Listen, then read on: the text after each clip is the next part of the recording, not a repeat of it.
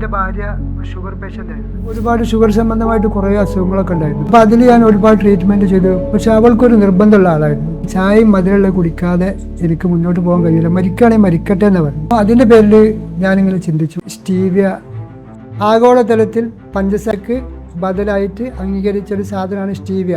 130ഓളം രാജ്യങ്ങളിൽ നിന്നാണ് പറയുന്നത് അംഗീകരിച്ച പ്രോഡക്റ്റാണ് സ്റ്റീവിയ എന്ന് പറയുന്നത്. ഇന്ത്യ ഗവൺമെൻറ്റും അംഗീകരിച്ചതാണ്.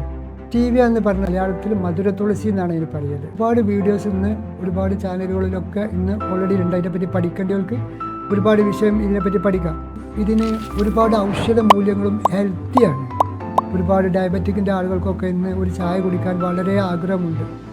അപ്പം അവർക്കൊക്കെ ഇത് ഏതൊരാൾക്ക് ഉപയോഗിക്കാൻ കഴിയുന്ന ഒരു സിസ്റ്റത്തിൽ ഇതിൻ്റെ ടേസ്റ്റ് ചേഞ്ച് ചെയ്തിട്ട് നമുക്കിത് മാർക്കറ്റിൽ ഓക്കെ. ഷുഗർ പേഷ്യൻറ്റിന് ഇതിന് ധൈര്യമായിട്ട് സ്റ്റീവിയ ചായ കുടിക്കണം. പിന്നെ ഇത് ആവശ്യമുള്ളവർക്ക് നിങ്ങൾക്ക് ഓൺലൈനായിട്ട് ബന്ധപ്പെടാവുന്നതാണ്. വാട്സപ്പ് മുഖാന്തരം പിന്നെ കൊറിയറായിട്ട് ഞങ്ങൾ സാധനം അയച്ചു കൊടുക്കുന്നതാണ്.